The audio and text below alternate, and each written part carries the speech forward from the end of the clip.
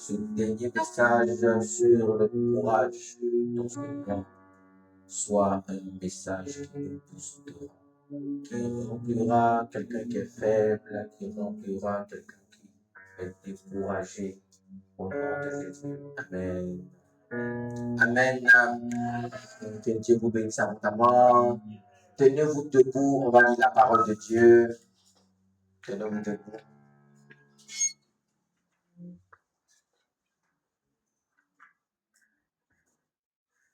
1 Samuel 17, verset 32. 1 Samuel 17, verset 32.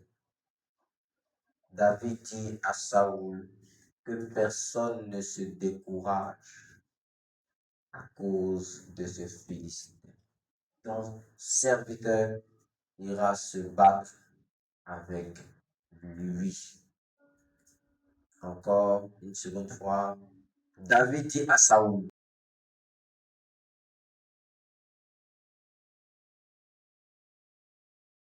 ton serviteur ira se battre avec lui. Une dernière fois ensemble, si on peut le faire. 8 secondes. David dit à Saoul que personne ne se décourage à cause de ce Philistin. Ton serviteur ira se battre avec lui. Amen. On peut se rasseoir.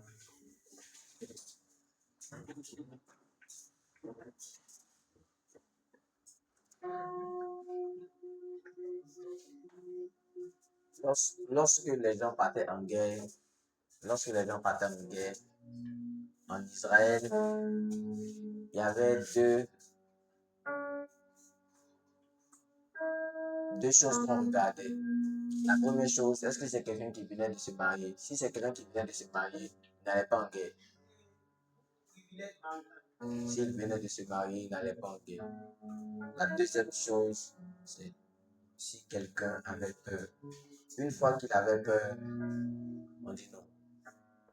Il n'ira pas en guerre. Pourquoi? Parce que sa peur allait contaminer les autres. Risquait, pas allait forcément, mais risquait de contaminer les autres.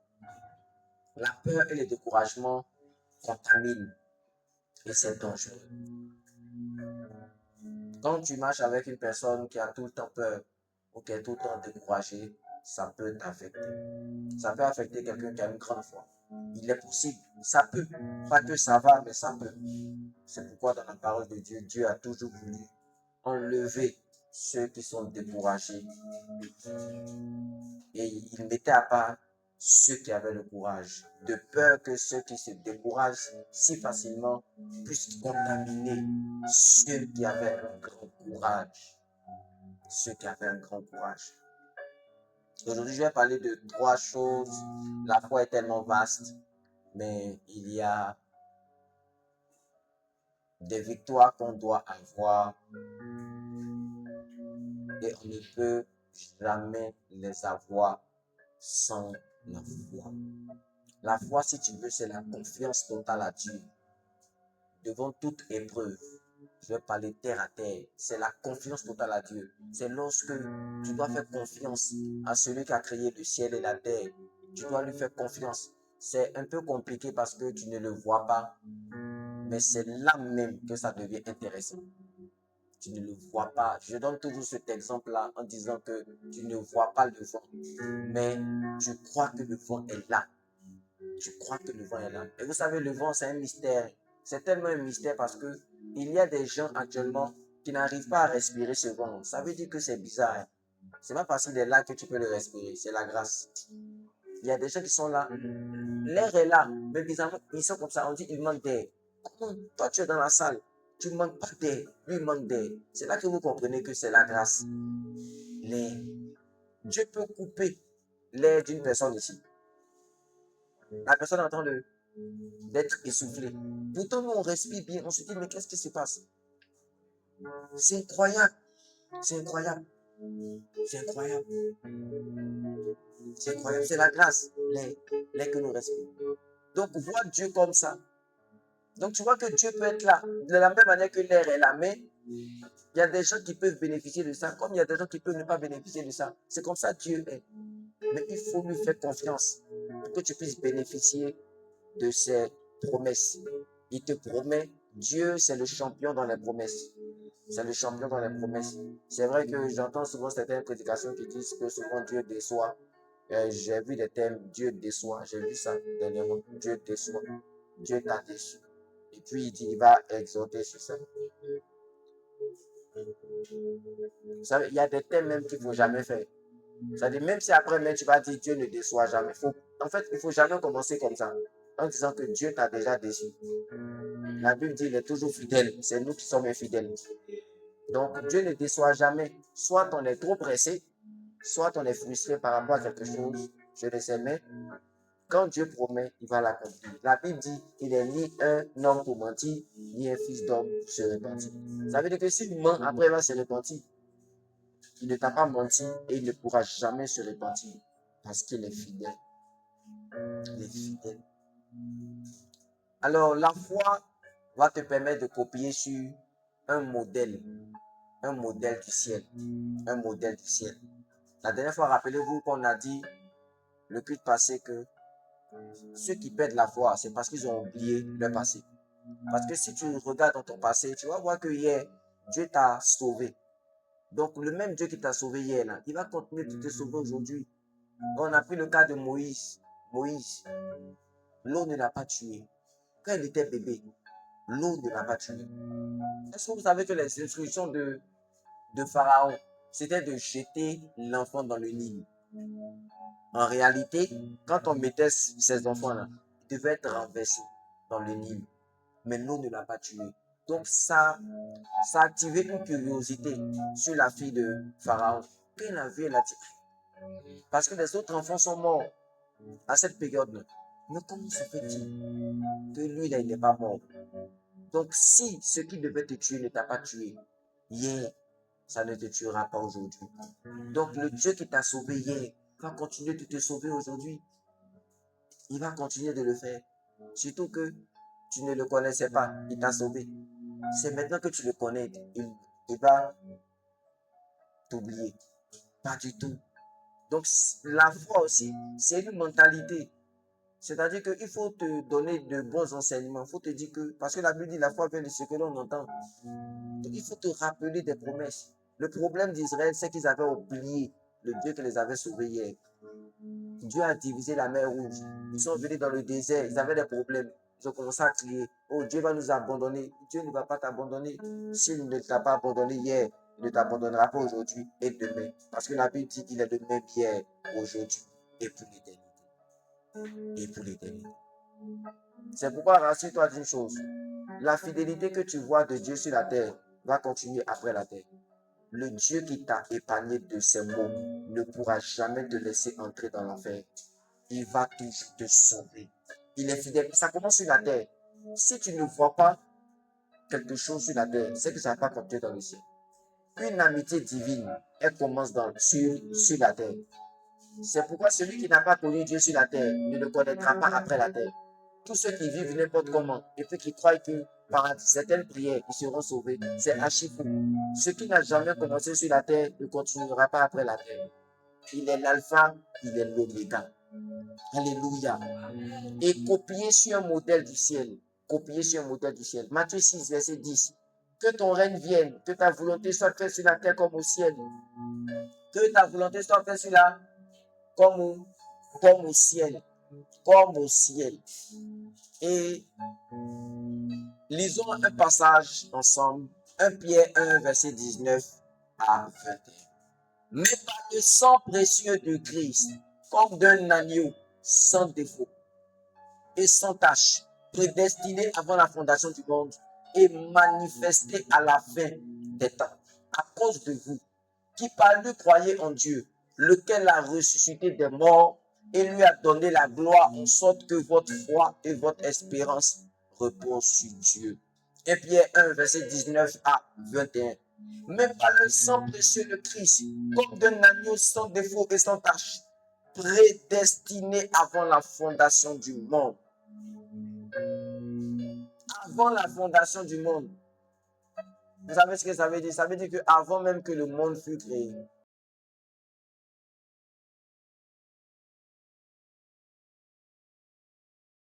destinée. Ça veut dire que Dieu savait que le péché allait entrer. Dieu savait.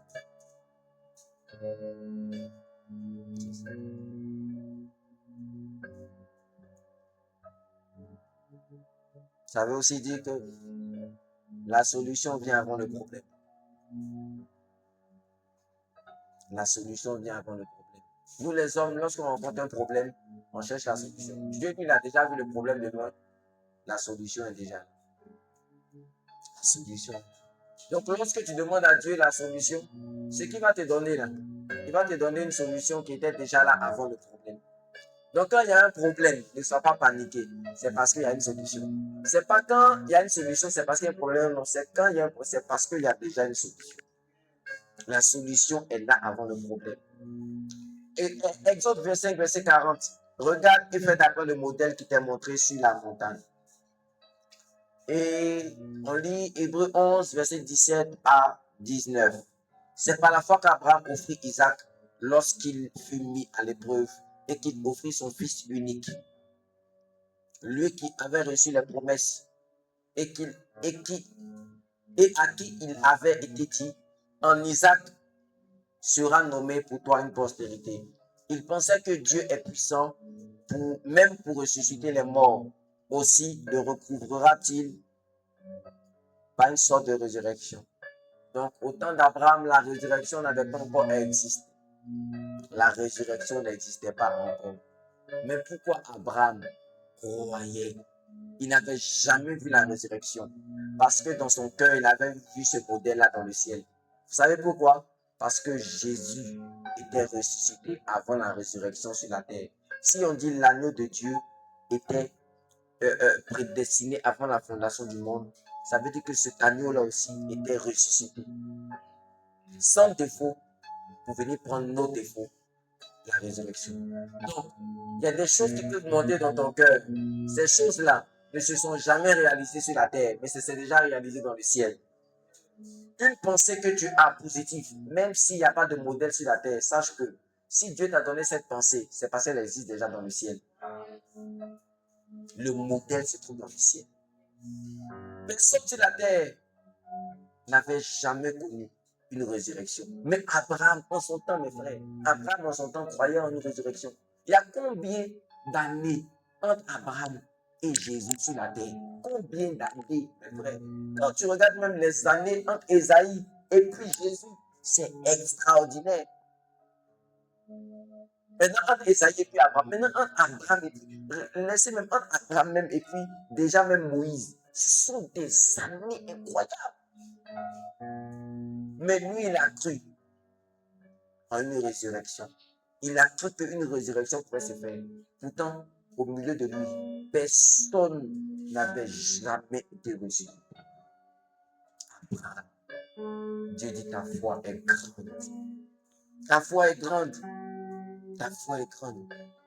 Luc 1, verset 59 à 61. Le 8e jour, il vint pour circoncire l'enfant et il appelait Zacharie du nom de son père. Mais sa mère prit la parole et dit, non, il sera appelé Jean. Il lui dit, il n'y a dans ta parenté personne qui soit appelé de ce nom. Pour ceux qui notent, c'était Luc 1, verset 59 à 61. Il n'y a personne qui porte ce nom-là. Mais sa maman a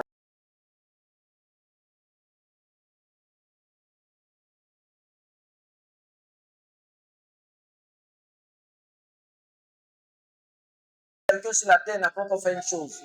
Que la chose que tu es en train de faire, c'est en vain. Il y a des choses que tu as envie de faire. Et tu entends des messages, par exemple, qui te disent copie sur un modèle. Mais tu es tellement charnel, tu penses que le modèle forcément va venir sur la terre. Pourtant, il est possible que Dieu puisse faire de toi ton modèle qui sera ciel et terre. Tu seras le premier à être ce modèle. Et les autres sur la terre vont te copier. Parce que ce modèle vient du ciel. Un modèle qu'on copie qui marche, c'est un modèle qui vient du ciel. Si quelqu'un, par exemple, a copié un modèle qui vient du ciel et que tous les autres sont en train de copier ce modèle et puis ça marche, ça ne veut pas dire forcément que toi, tu dois copier ce même modèle pour que ça marche. Tu peux le faire, mais il est possible qu'en le faisant, Dieu peut te donner un modèle, mais ta tête est tellement carrée que tu te dis tu dois forcément faire comme l'autre. Oui, c'est ça. Et c'est comme ça, quand tu es au milieu de certaines personnes, ces personnes-là peuvent te décourager. Peuvent te dire, non, mais c'est pourquoi je vous dis, il y a des gens qui peuvent te décourager sans savoir qu'ils te découragent. Il y a des gens qui peuvent étouffer ta foi sans savoir qu'ils sont en train d'étouffer ta foi. Le problème, c'est pas à quoi il pense, mais sa pensée vient d'où? Est-ce que sa pensée vient du ciel? Est-ce que ce qu'il a vu, est-ce que ça ne vient pas du ciel? Est-ce que ce qu'il est en train de copier, est-ce qu'il n'a pas vu le ciel faire ça?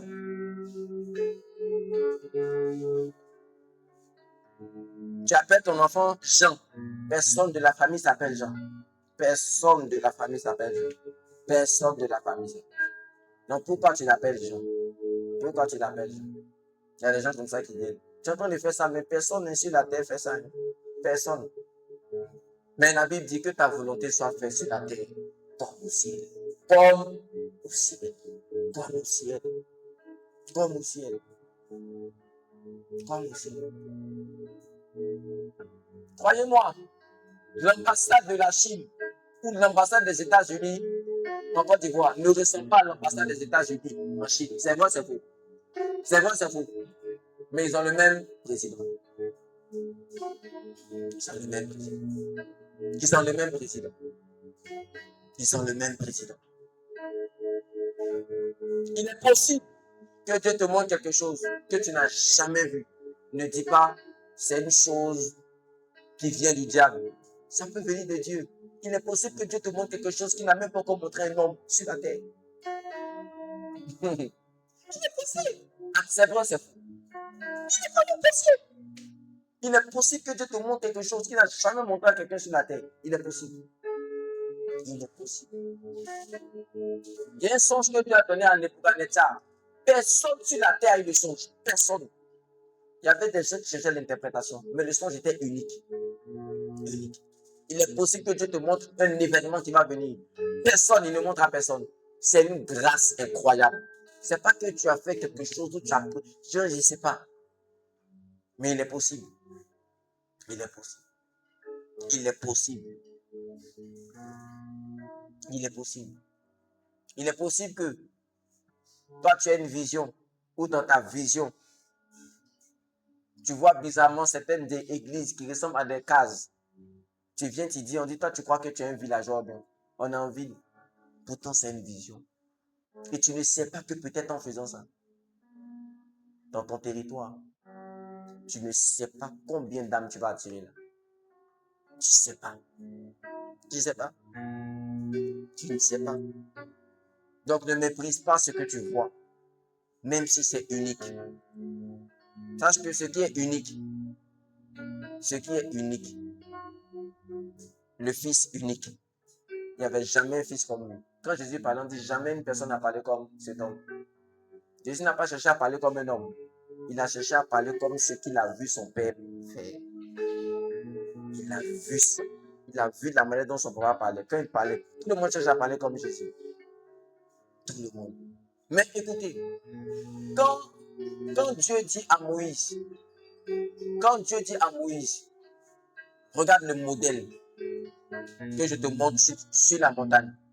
C'est un modèle qu'il n'avait jamais montré. Et puis après, qu'est-ce qui s'est passé? Les gens ont commencé à copier.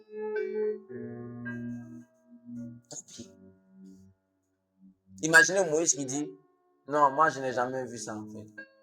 C'est pareil pour Pierre. Lorsque l'apôtre Pierre, Dieu lui dit, tu manges. Il dit, je n'ai jamais mangé ça. Vous voyez ça? Souvent, on traverse des choses comme ça. Je n'ai jamais mangé ça. Il dit à Dieu, je n'ai jamais fait ça. Donc, cette histoire de... Mais ce qui est très bizarre ici chez l'apôtre Pierre, c'est que l'apôtre Pierre, lui, il sait que c'est Dieu qui lui parle. Mais il dit, je n'ai jamais. Il y a des gens, c'est leurs mauvaises habitudes qui les tuent. Ou, si tu ne veux pas les mauvaises habitudes, c'est une bonne habitude. Mais quand Dieu veut faire quelque chose comme une improvisation, il veut mettre une nouvelle habitude sur la terre. Il veut commencer par toi. Tu dis non, je n'ai jamais mangé.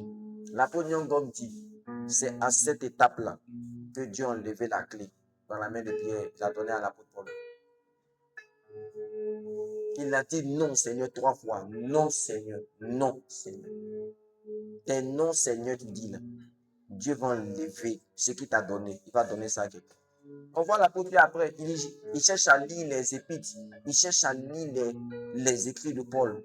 C'est pas que c'est mauvais. C'est pas mauvais.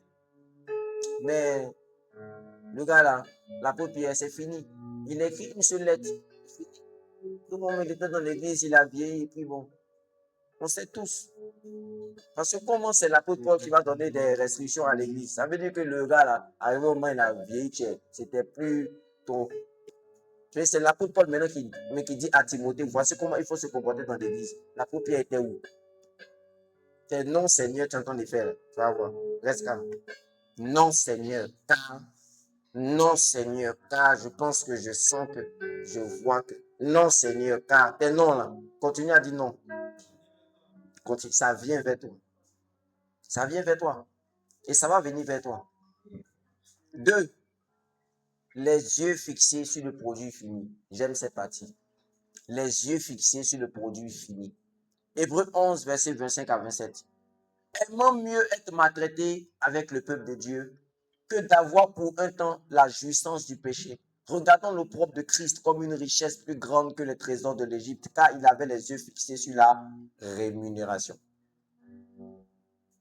Rémunération.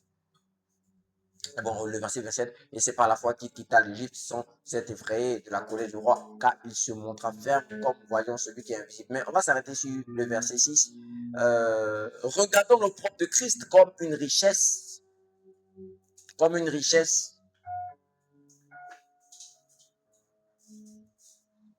plus grande que les trésors de l'Égypte, car il avait les yeux fixés sur la rémunération.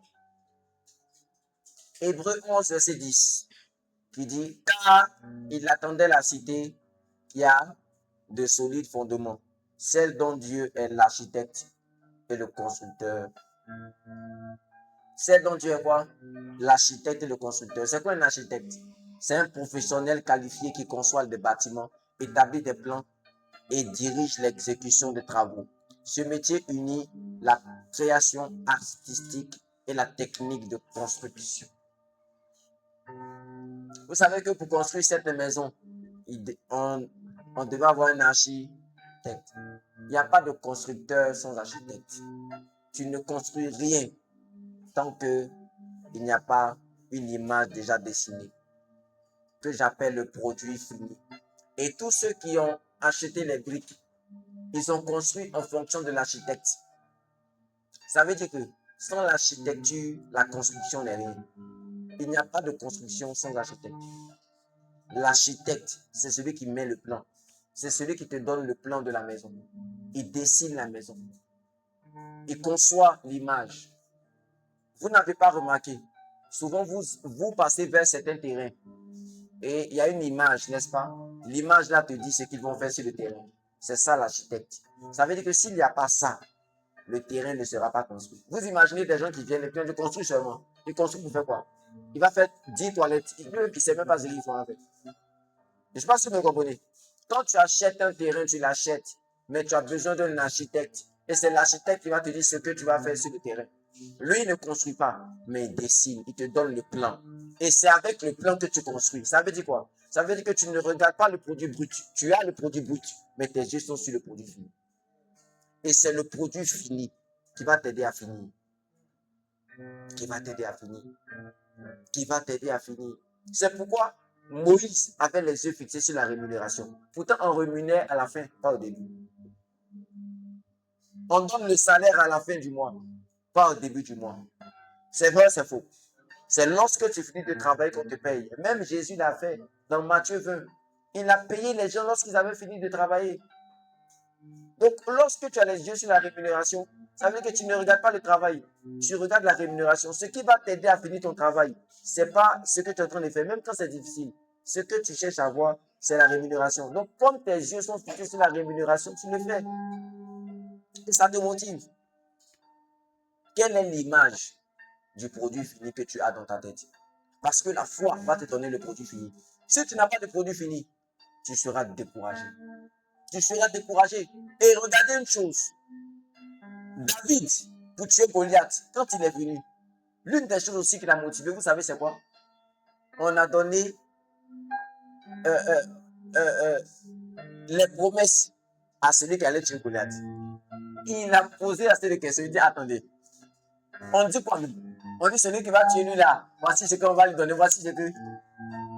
Il les laisse. Il peut demander à d'autres pour te rassurer. On dit voici, oh, ça c'est un petit problème.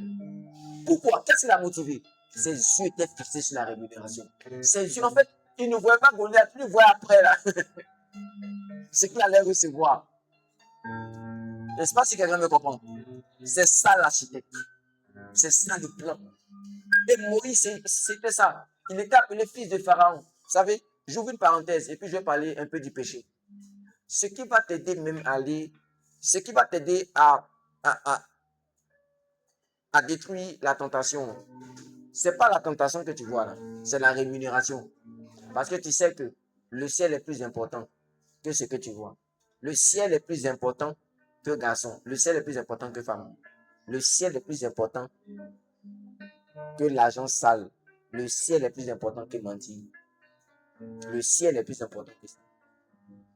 J'ai vu un jour un post, quelqu'un a dit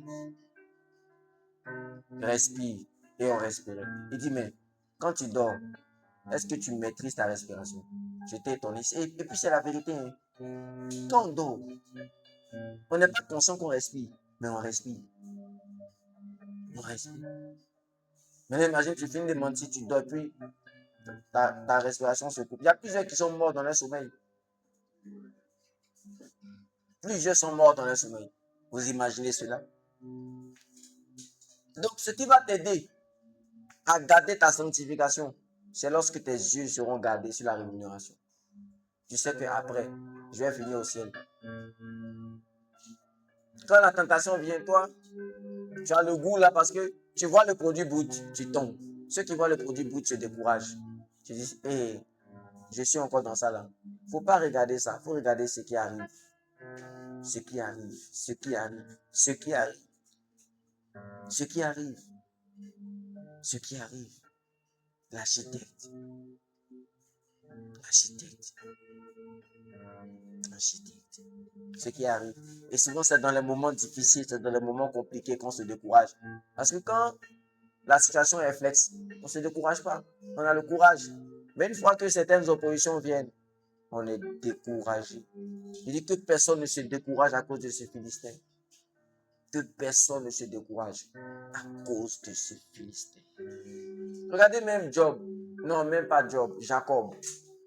Il a travaillé 7 ans, après 7 ans, parce que ses yeux étaient fixés sur femme. Il savait que, on dit que c'était la dot qu'il devait payer. Pendant qu'il est en train de travailler, là, il la regarde. Elle passe. Il dit, ouais, c'est pour moi. Et puis il travaille pendant 7 ans. Ses yeux n'étaient pas. Mais quand les gens disent, toi, tu es belle là ou bien quoi? Tu as travaillé, mais tu es, le gars, lui, il se fixe dans sa tête, ma go. Une fois que je l'ai, je m'en vais faire ma vie. Mes enfants. Vous comprenez donc, sa tête n'était pas ce travail-là. C'est ça quand tu le regardes, tu as comme l'impression que c'est un bel là, le gars est fixé. La plupart de ceux qui ont leurs yeux sur le produit fini, là, tu as comme l'impression que. Parce que quand tu regardes les maçons, ils travaillent, la tête, tu te dis, hé, ceux-là, quand ils vont finir, ils regardent seulement le plan. Ils sont les fonds. Ils regardent le plan. Ils sont les fonds. Quand ils dorment, ils ont la photo du plan. Le gars se voit déjà dans sa maison. Lui, il ne se voit pas avec les briques inachevées. Ce que tu fais est peut-être inachevé. Que tes yeux soient fixés sur le plan.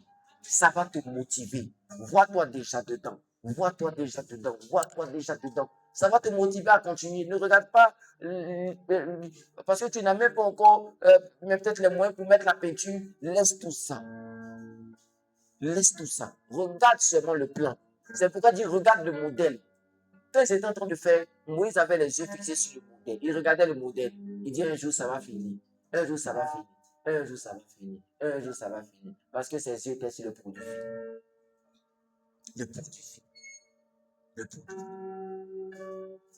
Et j'ai remarqué quelque chose, mes frères. Quand quelqu'un est découragé, c'est parce que il avait même le courage. On ne peut pas dire à quelqu'un qu'il est découragé s'il n'avait pas le courage. Je ne sais pas si vous me comprenez. On ne peut pas dire ça. Quand on dit quelqu'un a perdu, c'est parce qu'il avait. Donc quand on dit quelqu'un est découragé, c'est parce qu'il avait le courage. Décourage, c'est parce qu'il avait courage. Quand un homme est déterminé, c'est parce qu'il a terminé. J'ai remarqué ça. Parce que tous ceux qui sont déterminés ont déjà terminé quelque chose dans leur tête. Parce que Dieu, écoutez, hein, Dieu là, quand tu le vois commencer quelque chose, c'est parce qu'il a terminé déjà. Donc toi, tu le vois en train de commencer, mais lui, il a déjà terminé. C'est comme ça dans Genèse, il avait déjà terminé de créer l'homme et la femme. Mais dans Genèse 2, il était en train de former. Mais dans sa tête, c'est déjà fait. Quand l'homme vient dire, il n'est pas bon que l'homme soit seul. Pourquoi? Parce qu'il avait déjà terminé de créer la femme. Alléluia. Dans sa tête, il avait déjà l'image de la création. Il savait tout ce qu'il allait faire. Il ne travaillait pas au brouillon. Il savait ce qu'il faisait. Un homme déterminé, c'est un homme qui a déjà terminé. Donc on ne peut pas le terminer. Parce qu'il a terminé quelque chose. Il a terminé quelque chose. Il a terminé quelque chose. C'est pourquoi je vous ai dit, un homme qui demeure, c'est un homme qui est mort. Il a connu la mort. Donc il est solide. On ne peut pas. C'est-à-dire qu'il est devenu. Il est devenu fort. Il est devenu fort. Dieu cherche des personnes qui sont déterminées. Dieu cherche des personnes qui sont déterminées. Donc avant de commencer quelque chose là, tu dois la terminer. Tu dois avoir le produit fini. Tu dois terminer ça d'abord dans ta tête. Tu dois te dire que tout est fini. Maintenant tu commences. Ça va t'aider. À chaque fois qu'il y aura des oppositions, tu vas te dire, mais j'ai déjà terminé la chose. Tu regardes. Tu dis, ok, c'est ce qui s'est passé, ok, il n'y a pas de souci. Et puis continue. C'est pourquoi je vous ai dit, Dieu, qu'est-ce qu'il a fait? Il a terminé la résurrection.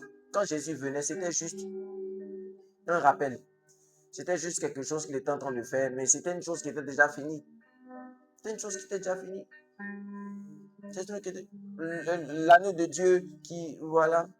Quand Jean-Baptiste va dire, voici l'agneau qui ôte le péché du monde, Dieu dit, avant la fondation du monde, moi, j'ai déjà fini. J'ai déjà fini. Tout est fini.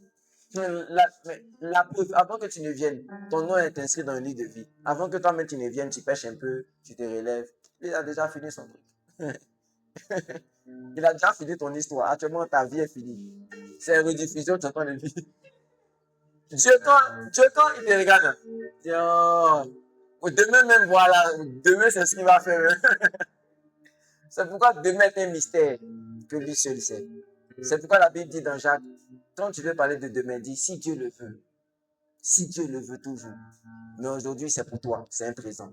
C'est un cadeau qu'on t'offre. C'est un cadeau. Demain, c'est un mystère. Dieu sait ça.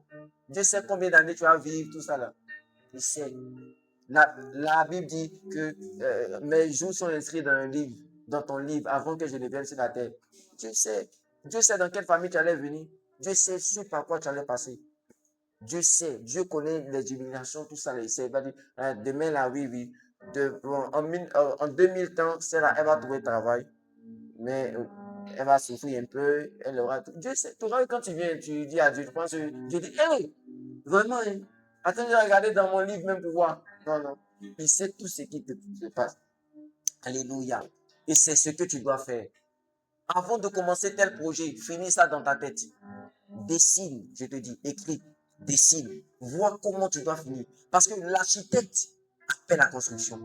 C'est pourquoi, écoutez, la Bible dit que Dieu ne fait, écoutez ce que la Bible dit, il dit, il fait au-delà de ce que nous pensons et imaginons. Ça veut dire que tant qu'il n'y a pas d'imagination, Dieu ne va rien faire. Il fait au-delà de ce que nous pensons imaginer. On lui donne cette image, mais on voit l'image, et puis ça se passe dans nos têtes. L'imagination, c'est une image qui bouge en mode vidéo. Tu te vois en train de faire de grandes choses. Tu te vois en train de faire de grandes choses. Même actuellement, ce que tu es en train de faire là, même si ce sont des petites choses, sache que c'est le produit brut. Que tes yeux ne soient pas sur le produit brut, que tes yeux soient sur le produit fini. Dis-toi que la chose est déjà finie et il ne me laissera pas tomber. Et sur le dernier point dont je veux parler, c'est la foi comme bouclier. La foi comme bouclier, mes frères. Éphésiens 6, verset 16. Prenez par-dessus tout cela le bouclier de la foi avec lequel vous pourrez éteindre toutes les flèches enflammées du malin. Il dit, le bouclier de la foi avec lequel vous pourrez éteindre. Qui éteint? C'est nous. Dieu va le faire en nous au travers de notre foi. Quand Dieu voit la foi, il éteint toutes les flèches. Il ne dit pas une flèche, il ne dit pas deux flèches, il ne dit pas trois flèches, il ne dit pas quatre flèches, il dit toutes les flèches. Toutes les flèches. Dieu éteint toutes les flèches. Toutes les flèches. Hébreux 11, verset 27. C'est par la foi qu'il quitta l'Égypte sans être effrayé de la colère du roi, car il se montra ferme, comme voyant celui qui est invisible. Comme voyant celui qui est invisible. Quelqu'un qui est invisible, on ne le voit pas. Mais il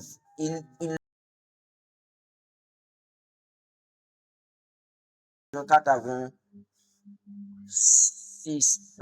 Alors le roi de Nebuchadnezzar fut effrayé et se leva précipitamment et prit la parole et dit à ses conseillers, n'avons-nous pas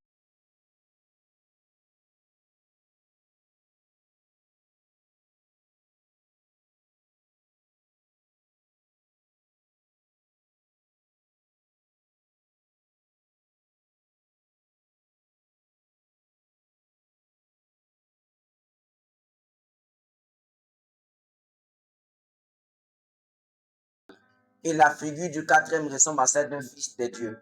Ensuite, Nebuchadnezzar s'approcha de l'entrée de la fournaise ardente et prenant la parole, il dit, Shadrach, Meshach et Abednego, serviteurs du Dieu suprême, sortez et venez. Et Shadrach, Meshach et Abednego sortirent du milieu du feu. Vous n'avez pas remarqué cette histoire-là? On n'a même pas dit que les quatre parlaient ensemble.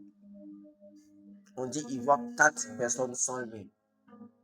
C'était pas comme le jour de la transfiguration où Jésus est en train de parler avec Moïse et Élie. Ça, c'est un. Deux. Même les gardes de Nebuchadnezzar n'ont pas vu le quatrième homme. C'est Nebuchadnezzar seul qui a vu. Il leur pose la question de savoir, on n'a pas jeté trois. Eux-mêmes, ils disent, oui, on a jeté trois. Ils pouvaient dire, mais maître, je vois quatre. Maître, je vois quatre. Non, non. Il leur dit, mais moi, je vois quatre. Il est possible que lorsque tu traverses des difficultés, tu peux ne pas voir Dieu, mais tes ennemis vont le voir. Le chef bandit, il va le voir. Quand tu as la foi, écoutez, la foi là, ça ne te permet pas de forcément te concentrer pour voir un ange. Tu ne dois pas être là comme ça. Je vais le voir, je vais le voir. Non. La foi là, ce n'est pas une concentration, c'est une conviction. C'est-à-dire que tu es tellement convaincu que, en fait, ce que Dieu a dit, il le fait. Par exemple, la Bible dit que l'ange de Dieu marche comme autour de ceux qui le craignent. Toi, tu sais que tu crains Dieu. C'est qu'il y a un ange auprès de toi. Tu n'es pas obligé de... Je vais le voir. Non, la Bible dit, Jésus dit, heureux celui qui n'a pas vu, mais qui a cru. Ça veut dire que la croyance, c'est la voyance. Mais une voyance qui n'est pas pareille à la voyance humaine. C'est la conviction. Tu es convaincu. La foi ne fait pas de bruit du tout. La foi, elle est calme, elle est douce. Quelqu'un qui... Oh, regardez Daniel. Quand on le prenait puis on le mettait dans la cage du lion, Daniel ne s'est même pas débattu. Quand il a fini de prier, il dit, attendez, voilà, ne me brutalisez pas, restez calme. Restez calme. Non, vous n'êtes même pas obligé de me noter. Je vais finir rapidement ma prière, ok? Je fais rapidement ma prière, puis on s'en va, ok?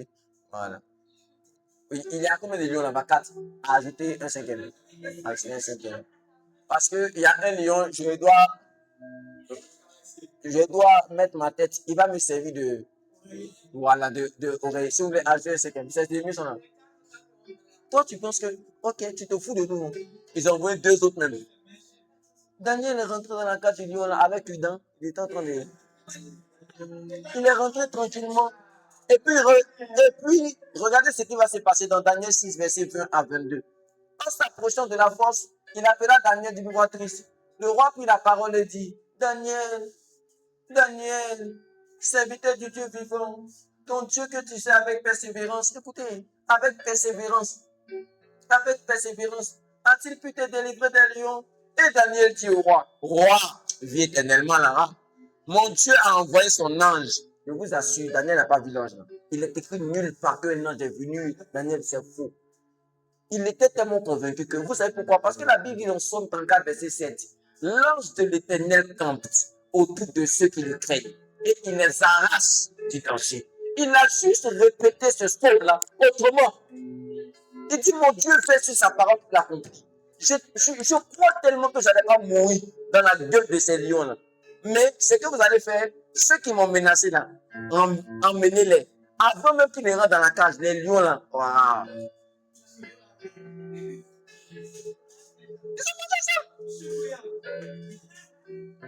Regardez, regardez. Il dit, écoutez, il dit, mon Dieu a envoyé son ange et a fermé la gueule des lions. Qu'ils ne m'ont fait aucun mal. Parce que, écoute maintenant, il dit parce que j'ai été trouvé innocent. N'est-ce pas?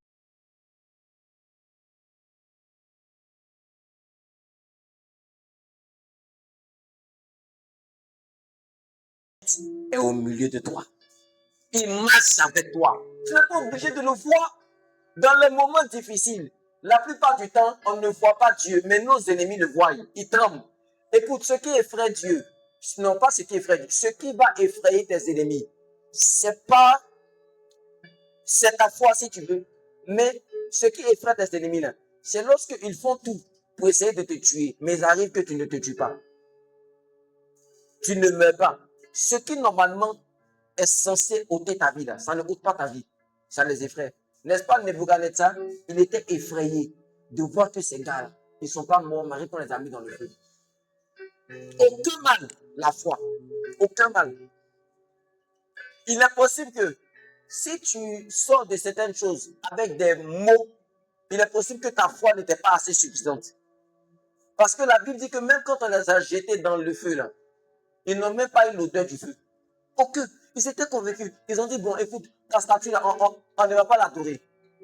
Et on sait que Dieu va nous délivrer. Mais même si Dieu ne nous délivre pas, considérons que Dieu ne nous délivre pas même. On n'adore pas ta statue. On dit d'accord, jetez-les dans le feu. On les a jetés dans le feu. Eux-mêmes, ils ne voyaient pas la quatrième personne. Ils étaient là. Mais leur ennemi a vu. Leur ennemi a vu. Dans les moments compliqués, souvent on ne le voit pas. Mais il est là. Et surtout, c'est dans les moments compliqués qu'il se révèle d'une autre façon. Job a dit, mes oreilles avaient entendu parler de toi. Mais maintenant, mes yeux t'ont vu. Dans les moments compliqués, dans les moments difficiles, Jésus n'abandonne jamais ses enfants. Jamais de la vie. Cette parole-là, oh, pourquoi m'as-tu abandonné à la croix? C'est ça, ça illustrait plusieurs enfants de Dieu qui croient que Dieu les abandonne lorsqu'ils traversent des moments compliqués. Surtout qu'ils n'ont pas péché. Surtout qu'ils marchaient dans la crainte. Et tu as comme l'impression que le ciel est en train de tomber sur ta tête. Tu te dis, mais où est Dieu? Où est Dieu? Il est là. Il est là. La preuve qu'il est là. Tu ne meurs pas. Tu ne meurs pas. Tu ne meurs pas. Tu ne meurs pas. Tu ne meurs pas. Regardez. Tu ne meurs pas. Exode 1, verset 11. Alors les Égyptiens, je ne vais pas tout lire. Je vais lire juste le verset 14, 11 à 14. Alors les Égyptiens nomment des surveillants pour écraser le peuple d'Israël par des travaux forcés. Ainsi les Israélites construisent les villes de Pithom et de Ramsès. Elles servent à garder les réserves de plus on écrase les Israélites, plus ils deviennent nombreux. Plus on les écrase, plus ils deviennent.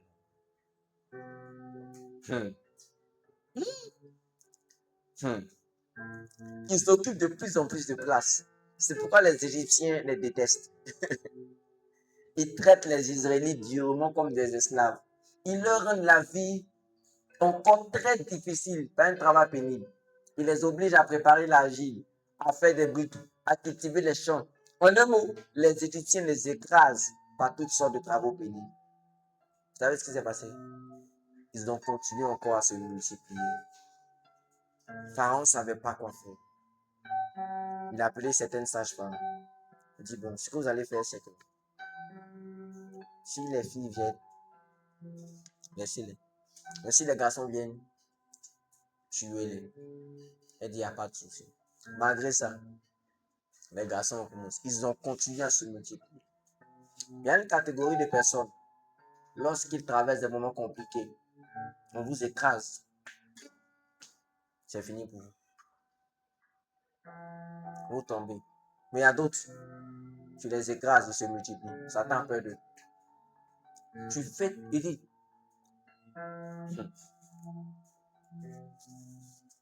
tu fais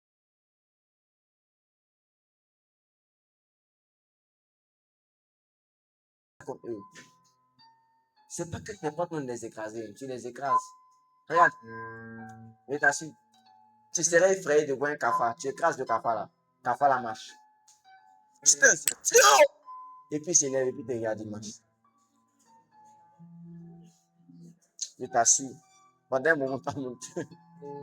Et lui là, on dirait que c'est pas un cafard simple. Hein. Regarde, ça arrive, soit tu meurs, soit tu ne meurs pas. Mais si tu n'es pas mort, tu vas avancer. N'est-ce pas que l'aigle arrive à un niveau de sa vie où soit il meurt, soit il continue. Et ça arrive comme ça dans notre vie. Il y a une situation normalement là, ça doit te tuer même. Ça tue tous tes rêves, ça tue tout. Si ça t'a pas tué, ça t'aura peur de toi. C'est pourquoi souvent, Dieu nous donne la foi comme bouclier. Je vais te dire pourquoi. N'est-ce pas qu'il a dit, si tu traverses les eaux, je serai avec toi. Ça ne te submergera pas. Parce qu'en réalité, Dieu veut te rendre irrésistible.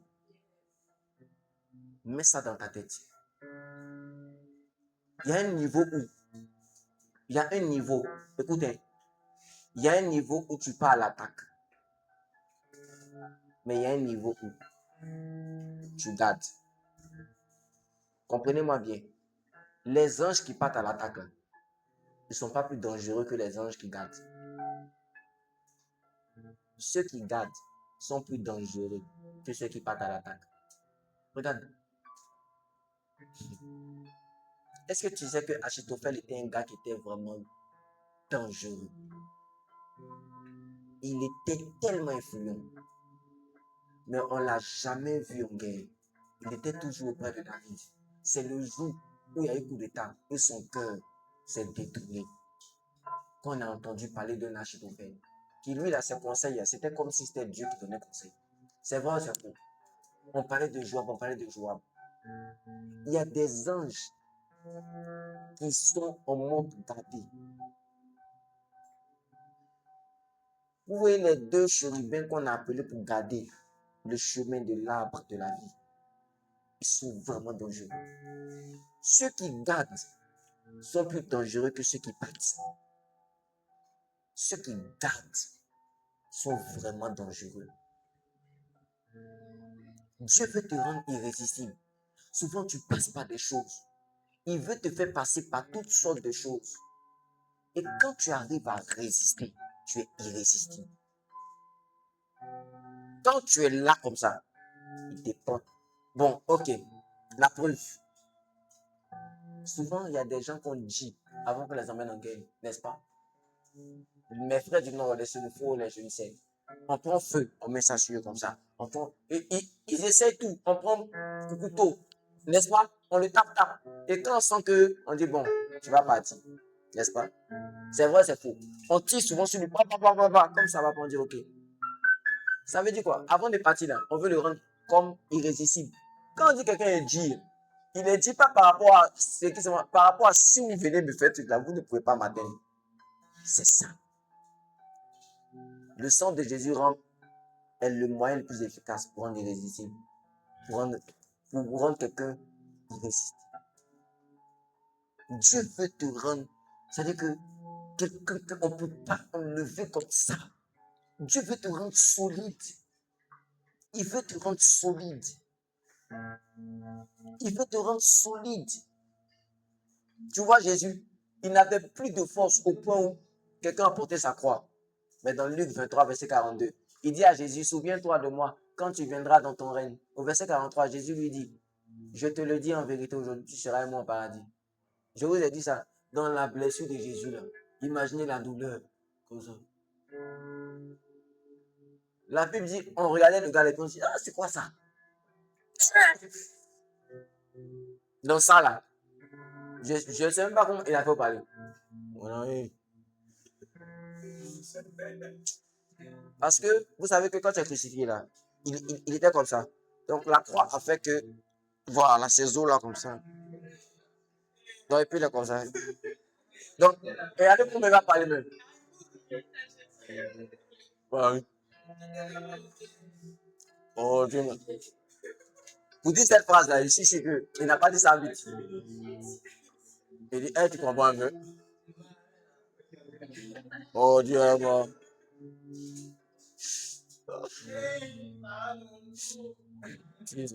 Il dit, oh bon.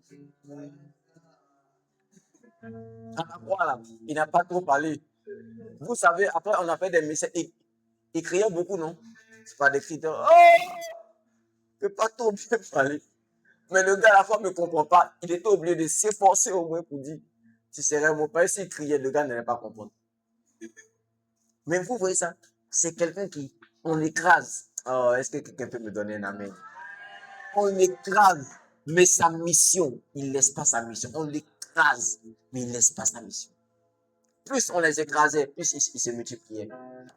C'est pour qui ce crayon là? C'est pour qui le crayon? Qui m'a envoyé le crayon? Ah, Dieu, Jonathan. Même ça, c'est pour toi aussi. Et ça, c'est pour toi.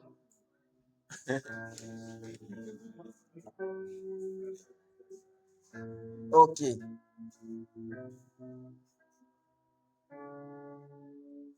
Le crayon sert à écrire, n'est-ce pas, à dessiner, etc. Donc, j'écris comme ça. Ça, c'est combien de crayons? Un crayon. J'espère que c'est efficace. Hein.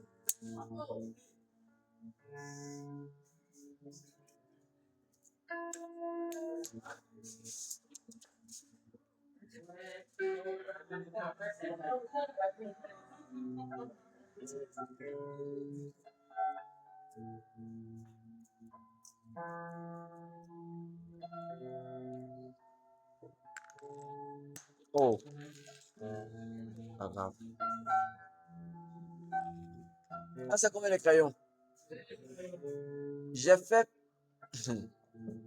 J'ai fait quoi pour qu'il devienne deux? Plus on t'écrase, plus tu te multiplies. Plus on t'écrase, plus tu te multiplies. Plus il y a des critiques, plus on te rabaisse, plus on essaie de te mettre à terre. Tu continues. Le diable aura peur de toi. Le diable aura peur de toi. Tu n'as pas l'argent pour acheter un deuxième crayon. Brise-le. Brise-le. Brise-le. C'est pourquoi la Bible dit, Dieu a aimé qu'on brise Jésus. On ne savait pas qu'en le brisant, on était en train de le presser. Parce que son jus allait sortir. Quand on te brise, quand on t'insulte, quand on te rabaisse, quand on crache sur toi, les gens ne savent pas que ça ne peut pas t'arrêter. Au contraire, c'est comme une motivation. Parce que, écoute, celui qui n'a pas encore reçu une adversité ne peut être élevé. L'adversaire ne vient pas te tuer, il vient te propulser. Écoutez,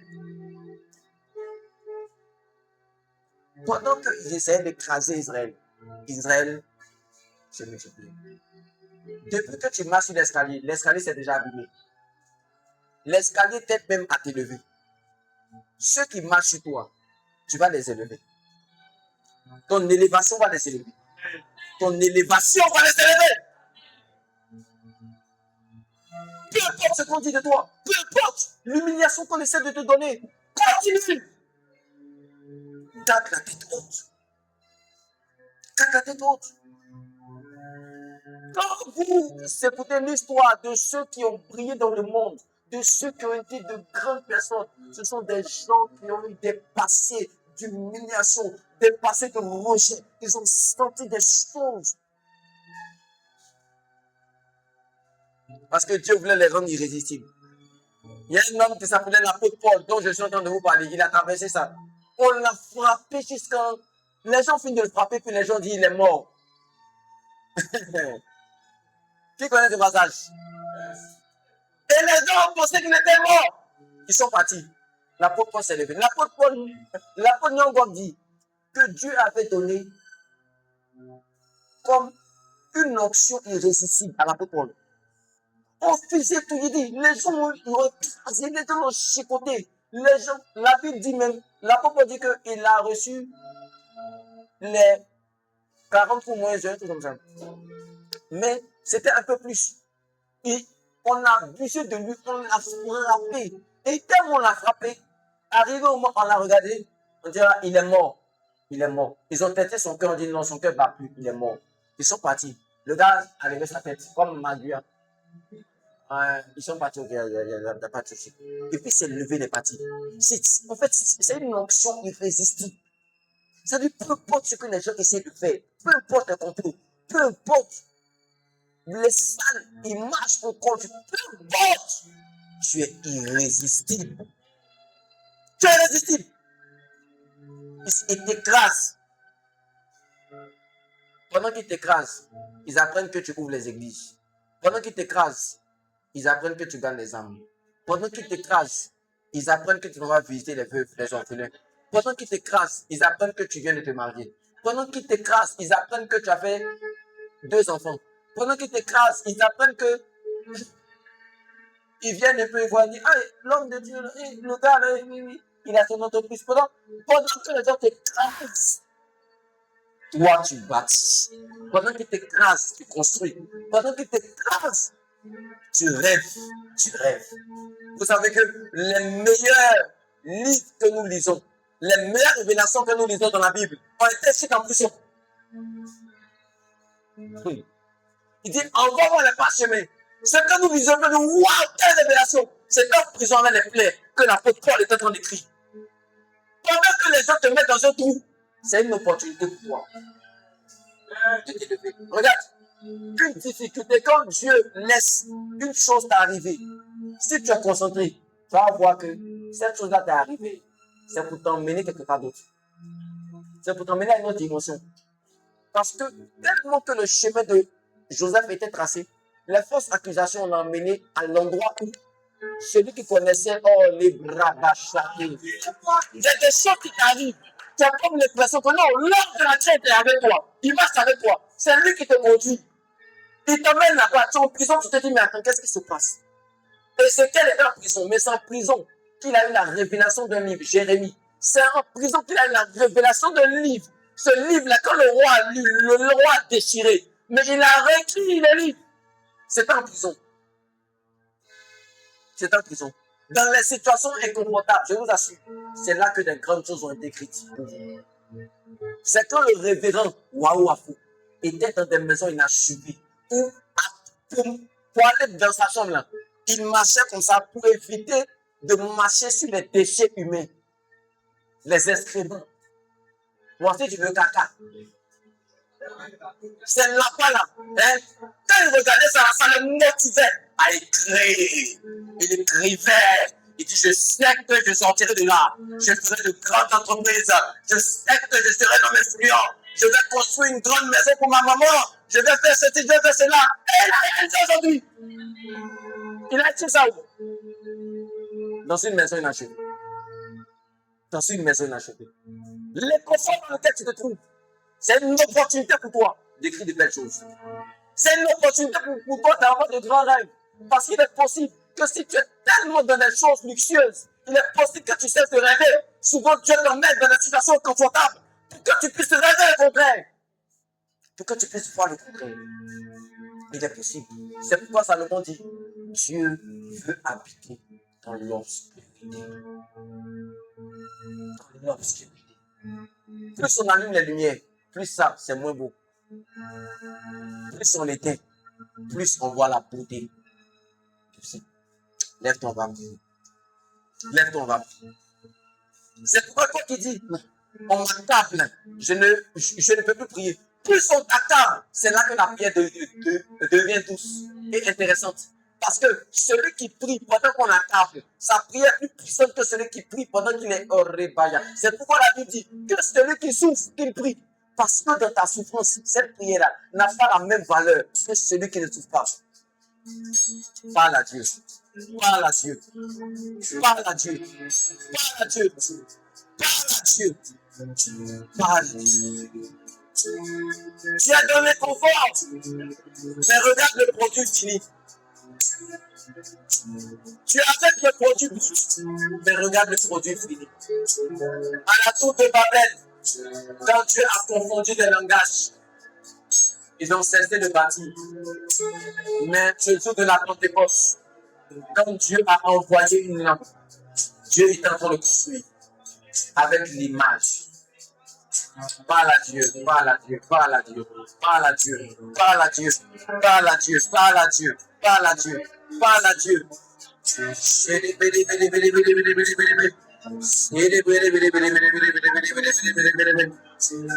Daniel, le Dieu que tu pries avec persévérance, mon ami, le Dieu que tu pries avec persévérance.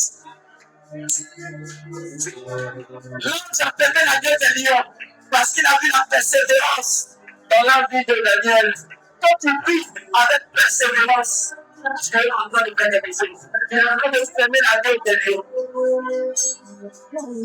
Il ferme la gueule des lions. Il ferme la gueule des lions. Il ferme la gueule des lions. Il ferme la gueule des lions. Il est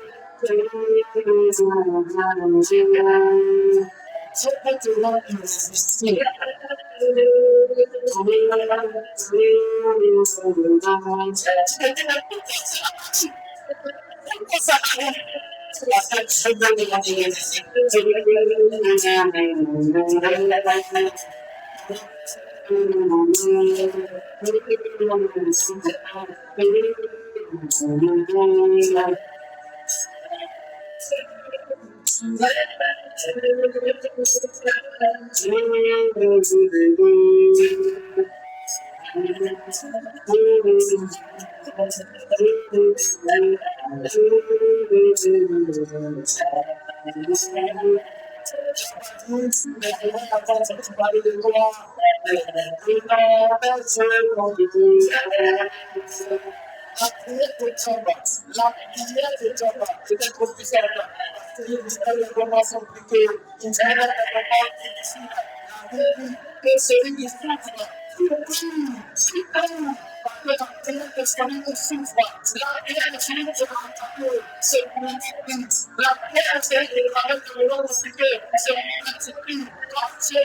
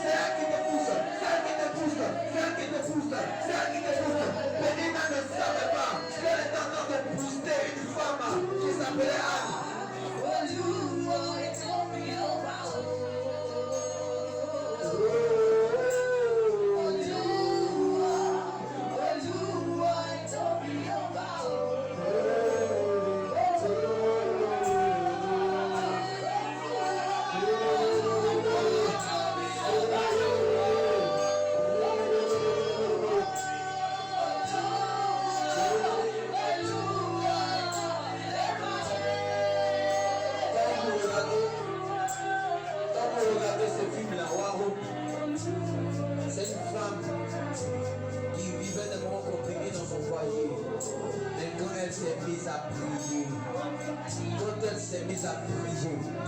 C'est comme si cette prière était trop puissante. C'est ça on dit, le juif vivra par la foi.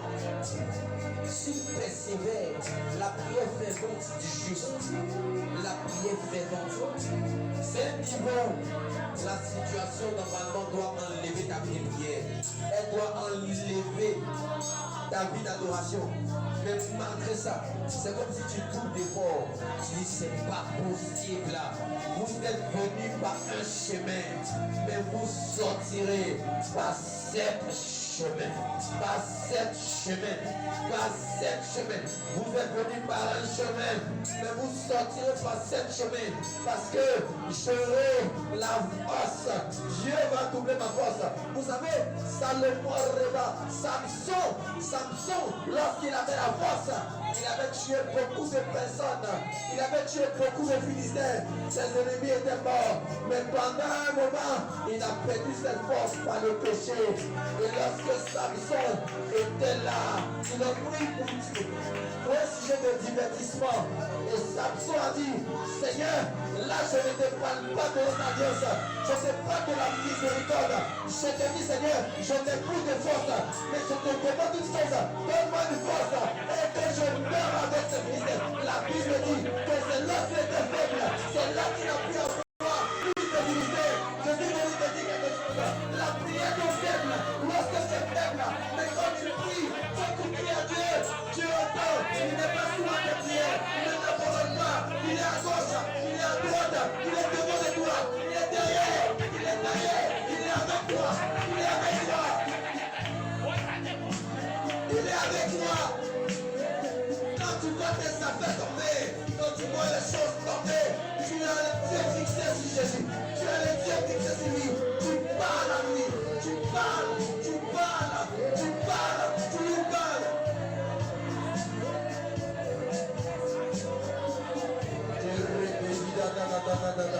Oh, prions dans la salle. Parle à ton Père. Parle-lui. Parle-lui. Parle-lui. Parle-lui.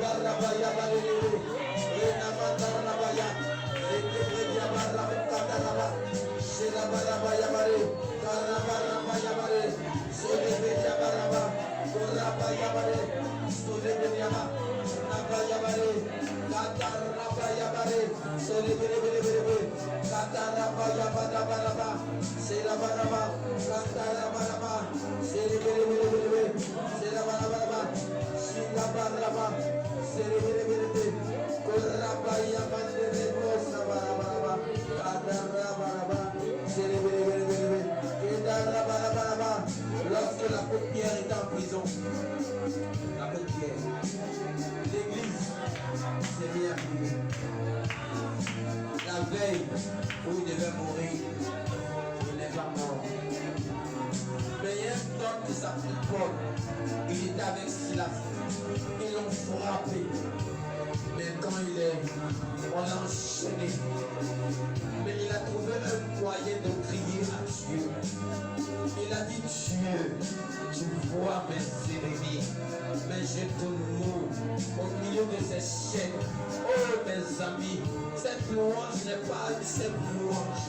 La louange dans la prison n'est pas la même louange. Vous savez, Joseph a interprété les sons des gens, mais dans la prison, l'interprétation des sons dans une prison est différente. Lorsque tu commences à servir Dieu, malgré que tu vis des moments compliqués, quand tu continues de prier, malgré que tu vis des moments compliqués, le service et la prière n'est pas pareil. Ce n'est pas pareil. C'est pourquoi Dieu a voulu les faire passer dans le désert. Parce que le service dans le désert avait plus de valeur que le service dans le pays où coulait le lait et le miel. Lorsque tu sers Dieu dans le désert, ce n'est pas pareil comme lorsque tu le sers dans le pays où coule le lait et le miel. Souvent tu es encore dans le désert parce que tu n'as pas encore compris sortir, mais tu dois redoubler d'efforts. Quand tout ne va pas, quand tout ne va pas, quand tout ne va pas, tu dois redoubler d'efforts. Tu ne dois pas t'asseoir sur une chaise, tu ne dois pas dormir, tu ne dois pas dire tu m'as oublié. C'est là même que tu dois dire, le Seigneur est vivant et il se lèvera le dernier. Mon rédempteur est vivant, il se lèvera le dernier. Mon rédempteur est vivant, il se lèvera le dernier. Parce que ta prière dans le désert a plus de valeur aux yeux de Dieu que ta prière dans le pays où coule le lait et le miel. Et si tu ne pries pas dans le désert, le pays où coule le lait et le miel, Dieu ne te le donnera pas. Parce que dans le désert, la Bible dit c'est là que tu attireras ton cœur. Il veut parler à ton cœur dans le désert. Il veut parler à ton cœur dans le désert. Il veut parler à ton cœur dans le désert. Mais ne regarde pas ce désert. Regarde le produit fini. Regarde le produit fini. Les gens sont découragés parce que leur produit brut est leur produit fini. Quand ils regardent l'architecture, ils se disent, je finirai comme ma mère. Peut-être que ma maman voulait faire 3 enfants, elle s'est arrêtée à 2 enfants. Peut-être que moi, ça sera pareil. Elle a dit non, l'enfant va s'appeler Jean. Non, mon enfant s'appellera Jean. Mon enfant s'appellera Jean. Non, non, mon enfant s'appellera Jean. Tu es découragé parce que ton produit finit.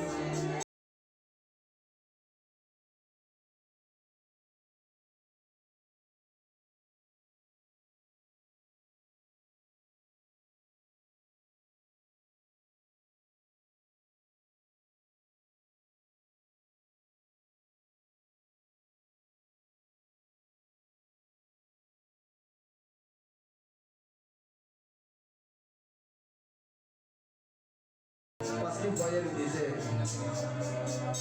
Il voyait le désert. Il voyait le désert. Il voyait le désert.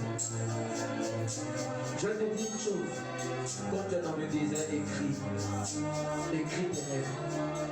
Réécris. Quand tu es dans le désert, réécris. Réécris.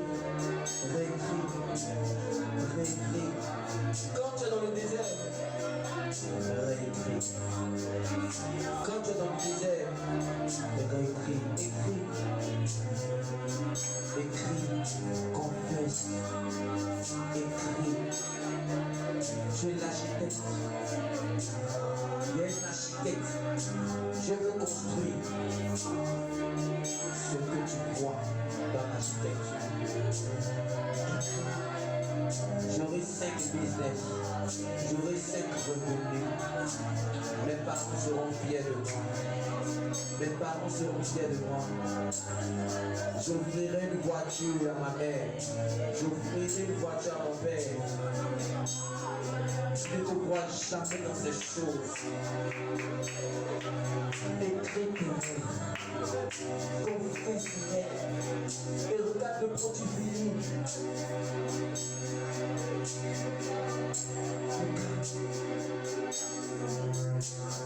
J'aurai assez de moyens pour m'occuper des orphelins. Je construirai un orphelinat. Écris tes rêves. Rêve. Rêve bien. Fais des rêves. Aie des visions. Aie des visions. Mets ça sur la table. Pendant que tu es dans une situation inachevée, toi tu as achevé dans ton esprit les choses. Quand Dieu voit un tel homme, ce gars-là, il sait où il va. Écris. Je vais très bien me marier. Je vais me marier. Je ne divorcerai pas. Je ferai. Il fera au-delà de ce que tu penses imaginer. À tel âge, dans 2 ans, je me vois comme ça. Dans 3 ans, je me vois comme ça. Dans 2 ans, je me vois comme ça. Dans 3 ans, je me vois avec 2 enfants. Je me vois avec un compte bancaire de 100 millions. 100 millions. Écris. Quand ta vie n'a pas d'architecture, il n'y a pas de construction. Tu veux que Dieu construise quoi? Dieu construit quoi? Il n'y a pas de plan. Quand tu te montres ce qui va construire, ce qui t'a montré, c'est le plan, c'est l'architecture. C'est de grands rêves. C'est de grands rêves. Parce que si tu n'as pas de grands rêves, c'est que tu as un petit rêve, tu seras une bénédiction. Mais quand tu as un grand rêve, tu as une source de bénédiction. Dieu viendra manger à ta table. Tu feras manger des pauvres. Tu feras manger des pauvres. Des gens qui n'ont jamais mangé cette nourriture. Tu feras faire vivre ceux qui n'ont jamais mangé un plat. Tu feras faire manger ce plat. Tu vas prendre des enfants qui ne sont pas tes enfants. Tu vas les nourrir. Tu vas les faire du bien. Rêve grand. Rêve grand. Rêve grand. Rêve grand. Rêve grand.